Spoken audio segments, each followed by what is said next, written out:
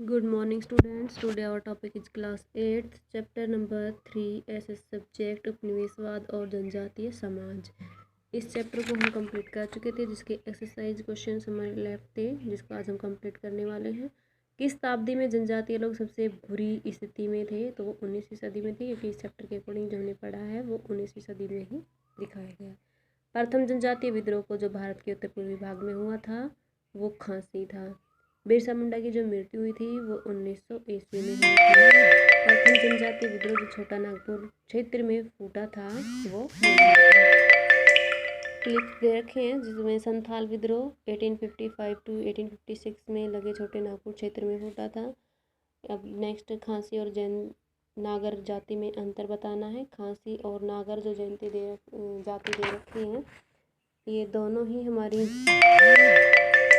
Page number 15 पे दिखा रखी हैं, जिसमें पैराग्राफ सेकंड है, उसमें हमारी खासियत जाति दिखा रखी है और इसी पे हमारी दूसरी वाली। तो दोनों में आपको दो पॉइंट में डिफरेंस बताना होगा। कोल और संथाल के बारे में बताना है। संथाल आपका पेज नंबर 16 पे है। संथाल और कोल दोनों ही इन दोनों में भी दो पॉइंट के डिफरेंस आपको बताने होंगे। नेक्स्ट क्वेश्चन है, नागरों ने किस प्रकार से विद्रोह किया? तो छोटा नागपुर जो क्षेत्रों में था उसका विद्रोह पेज नंबर 16 पे आपको दिखा रखा है। इसमें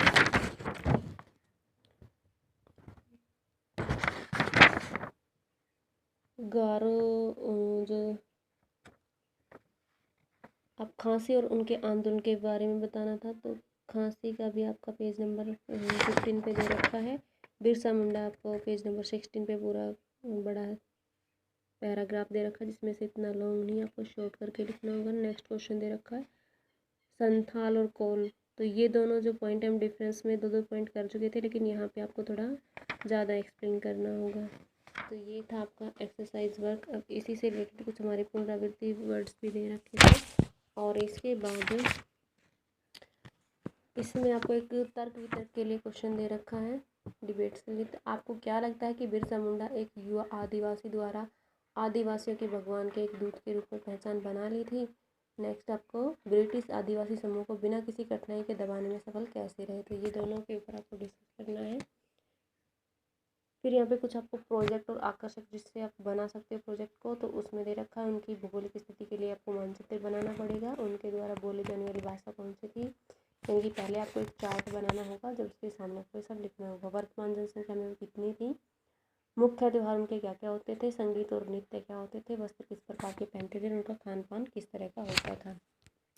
इन सब के बारे में आपको एक टेबल बनानी होगी, जिससे आपको कंप्लीट ये चैप्टर क्लियर हो जाएगा। तो आज के लिए हमारा ये चैप्टर कंप्लीट हो चुका है। तो आपको कंप्लीट रीड करना है, साथ साथ फिल करना है, answer right and done both work. Thank you student.